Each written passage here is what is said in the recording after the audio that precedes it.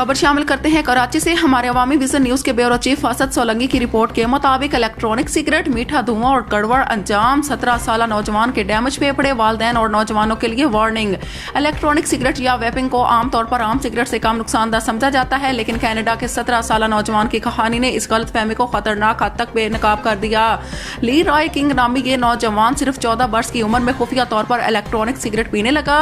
इब्तदा महज तजस्सुस और शौक की थी, फिर आहिस्ता आहिस्ता ये आदत बन गई और आखिरकार शदीद नशे में तब्दील।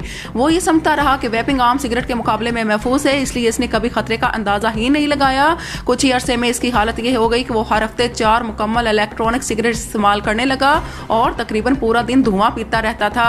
एक रात अचानक इसके सीने के बाएं हिस्से में शदीद दर्द उठा, सांस लेने में शदीद दुश्वारी हुई और हालत बिगड़ने लगी। वालदा फौरन इसे अस्पताल ले गई, जहां डॉक्टरों ने तशवीशनाक इंकशाफ किया कि इसका बायां फेफड़ा डैमेज हो चुका है। आखिरकार डॉक्टरों को हंगामी ऑपरेशन करना पड़ा और फेफड़ों के खराब हिस्से निकालने पड़े। डॉक्टरों ने वाज़ेह तौर पर बताया कि इस खतरनाक बीमारी की बुनियादी वजह इलेक्ट्रॉनिक सिगरेट का मुसलसल इस्तेमाल है। इस नौजवान के लिए सबसे हौलनाक लम्हा वो था जब इसे एक प्लास्टिक के थैले में अपने ही फेफड़ों के निकाले गए हिस्से दिखाए गए। वो हिस्से स्याह हो चुके थे, जैसे जलकर राख बन गए हों। ये तमाम नौजवानों और वालिदैन के लिए सख्त तनबीह है।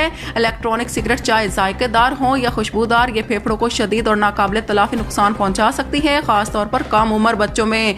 तिबी माहिरीन का कहना है कि वेपिंग न सिर्फ निकोटीन की शदीद लत पैदा करती है, बल्कि सांस के खतरात, इमराज, फेफड़ों के बैठ जाने और वक्त से पहले मौत तक का सबब बन सकती है। वालिदैन को चाहिए कि अपने बच्चों पर नजर रखें और नौजवान इस गलत फहमी से बाहर आए कि इलेक्ट्रॉनिक सिगरेट महफूज है। मीठा धुआं हकीकत में जानलेवा साबित हो सकता है। अल्लाह ताला सबकी हिफाजत फरमाए, आमीन।